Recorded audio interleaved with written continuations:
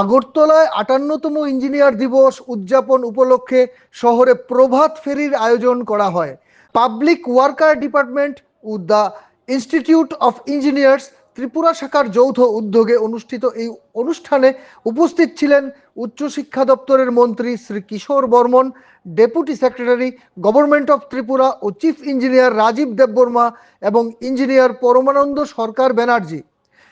এদিনের প্রভাত ফেরিতে বিভিন্ন ইনস্টিটিউটের ইঞ্জিনিয়ার, পড়ুয়া ছাত্রছাত্রী এবং পেশাদার ইঞ্জিনিয়ারগণ অংশগ্রহণ করেন। প্রভাত ফেরি শুরু হয় আগরতলার উজ্জয়ন্ত প্যালেসের সামনে থেকে এবং শহরের বিভিন্ন পথ অতিক্রমণ করে পুনরায় উজ্জয়ন্ত প্যালেসে গিয়ে শেষ হয়। ইঞ্জিনিয়ারগণ জানান, এ ধরনের প্রভাত ফেরি শুধু তাদের পেশাগত গৌরব উদযাপন করেই নয়, বরং শহরের মানুষের কাছে ইঞ্জিনিয়ারদের অবদান তুলে ধরে শিক্ষার্থী ও যুব প্রজন্মকে প্রযুক্তি উদ্ভাবনের প্রতি আকৃষ্ট করাও এই উদ্যোগের অন্যতম লক্ষ্য। উচ্চ শিক্ষামন্ত্রী শ্রী কিশোর বর্মন বলেন, দেশ ও রাজ্যে উন্নয়নে ইঞ্জিনিয়ারদের ভূমিকা অত্যন্ত গুরুত্বপূর্ণ। এই প্রভাত ফেরির মাধ্যমে আমরা তাদের অবদানকে সম্মান জানাচ্ছি এবং আগামী প্রজন্মকে উৎসাহিত করছি। ইঞ্জিনিয়ারিং ডে এটাকে পালন করতে আমরা সবাই জানি যে একজন মহান ভারতীয়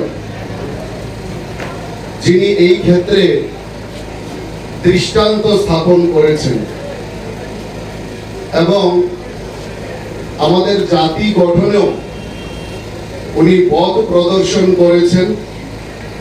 তারও আজকে জন্মদিন। স্যার মুখ্য গুন্ডম বিশ্বেশ্বরিয়া, তার জন্মদিনকে কেন্দ্র করেই আমাদের এই ভারতবর্ষে তাকে শ্রদ্ধা জানিয়ে এই দিনটাকে জাতীয় ইঞ্জিনিয়ার দিবস হিসাবে আমরা পালন করি। স্যার বিশ্বেশ্বরিয়া কেবল একজন ইঞ্জিনিয়ার ছিলেন না, তিনি ছিলেন একজন দূরদর্শী, একজন চিন্তক এবং আমাদের জাতীয় উন্নয়নের একজন রূপকার।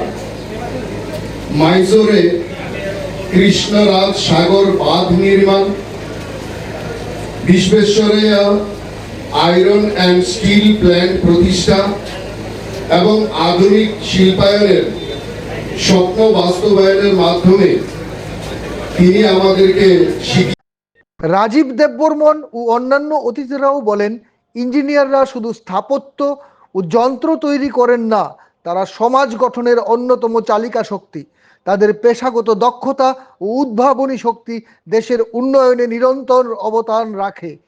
এদিনের প্রভাত ফেরি এবং অন্যান্য অনুষ্ঠানের মাধ্যমে ৫৮তম ইঞ্জিনিয়ার দিবস শহরে যথাযোগ্য মর্যাদায় পালিত হয়েছে। ব্যুরো রিপোর্ট, ঋদ্ধি নেটওয়ার্ক।